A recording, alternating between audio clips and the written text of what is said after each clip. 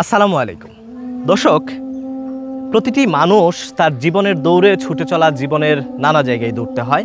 হঠাৎ করেই আমার মতো একজন মানুষ হঠাৎ করে দৌড় থেমে যাবে।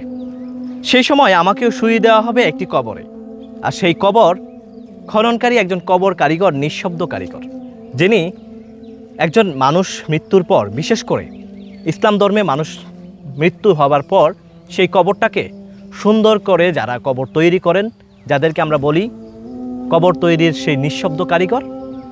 আজকে জানবো সেই নিঃশব্দ কারিগরদের জীবনের গল্প। আজকে আমি রয়েছি সুনামগঞ্জ জেলার বিশ্বম্বরপুর উপজেলার সেই সুলুকাবাদী ইউনিয়নে।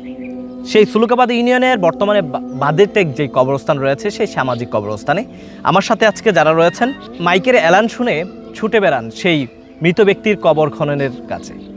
কারো ফোনের অপেক্ষা করেন না, কারো বার্তার অপেক্ষা করেন না, তারা শুধু একটি মাইকের এলান শুনেই তারা ছুটে বেড়ান সেই ব্যক্তির কবর খননের কাজে।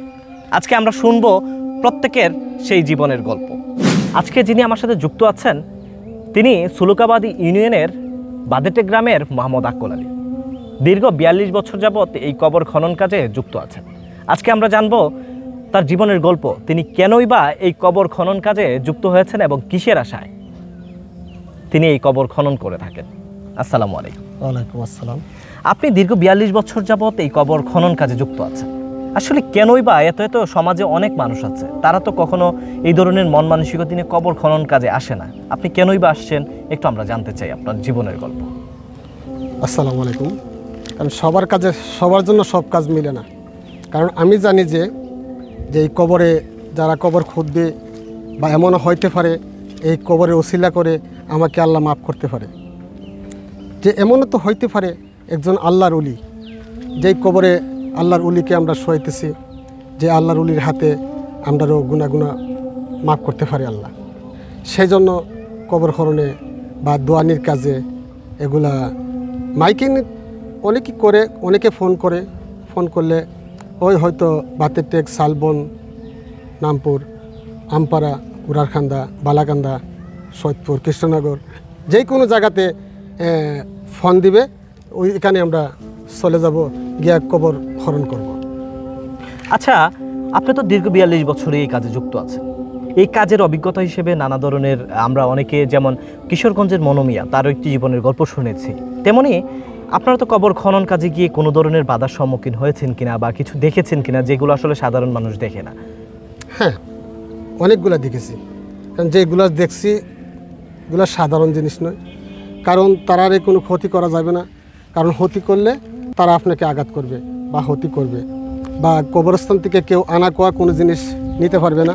নিলে তার অসুখ হবে বা জ্বর আসবে, আর না হয় তার শুকায়া মৃত্যু হবে। এখানে যারা আছে, এখানে আমার জানা সত্যি একজন আল্লাহর ওলি আছে, ওনার সাথে সাক্ষাৎও হয়েছে। দুইটা সাপ আছে। এই দুইটা সাপ রাত্রে কবর করলে, মানে রাত্রে 1টা বা 2টা বাজে কবর করি, কোনো দিন 3টা বাজে কবর করি, তখন দেখা গেছে যে তারা অটোমেটিক আমাদের কাছে আসবে। আয়া মানে কবরের পশ্চিম পাশে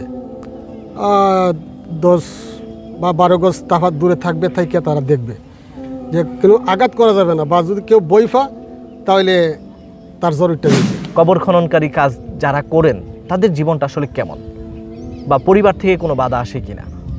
না, পরিবার থেকে কোনো বাধা আসে নাই। কারণ আমাদের যে কবর খনন করতে গিয়ে যেন আমাদের একটা উৎসাহ আয়ে, আনন্দ আয়ে, যে কোনোখানি কবর করি, কবর করতে গেলে দেখা গেছে কবর খুব ভালো মন্দ বা সৌন্দর্য হয়। অনেক কবর দেখা যায় সুন্দর হয় না, এই ধরনের থাকে। যাতে এটা হয়েছে যে অনেক কবর দেখা গেছে যে কবর করলে, ফাঁস করলে কবর আজ্জা যা, মানে যতই ফাঁস করে অতি চেপা যায়। আর অনেক কবর দেখা গেছে যতটুকু নাফ নিছে অতটুকু হয়, মানে আয়নার মতন দগদগ করে উঠবে। কবর খনন করাত গেলে কবরই মানে একটা বাইসা উঠে, যে কবরটা সৌন্দর্য যতই চেষ্টা করো বেশ সুন্দর হবে না, মানে যত ফিনিশিং দিয়ে অত সৌন্দর্য বাসে, মানে তার বাইসা উঠে কবর। আপনাকে অসংখ্য ধন্যবাদ আজকে আপনার মূল্যবান সময় দিয়ে আমাকে সহযোগিতা করার জন্য।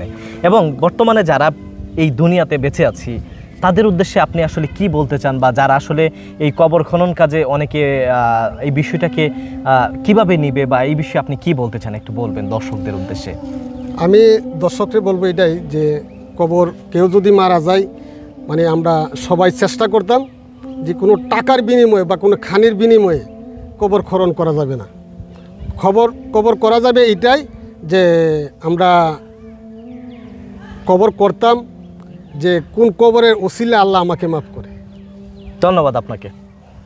দর্শক, আমি কথা বলছিলাম বাদেরটেক গ্রামের সেই কবর খননকারী মোহাম্মদ আক্কুল আলীর সাথে। তিনি আমাদেরকে জানিয়েছেন তার কবর খননকারীর সেই দীর্ঘ 42 বছরের জীবনের গল্প।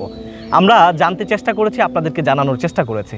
আমরা আরও জানব এই অত্র এলাকায় যারা কবর খননকারী হিসেবে নিয়োজিত আছেন, বা যারা নিজের ভালোবাসা থেকে কবর খনন করেন, তাদের সাথে কথা বলার চেষ্টা করব, তুলে ধরবো আপনাদের মাঝে। সাথে থাকুন। আল্লাহ হাফেজ।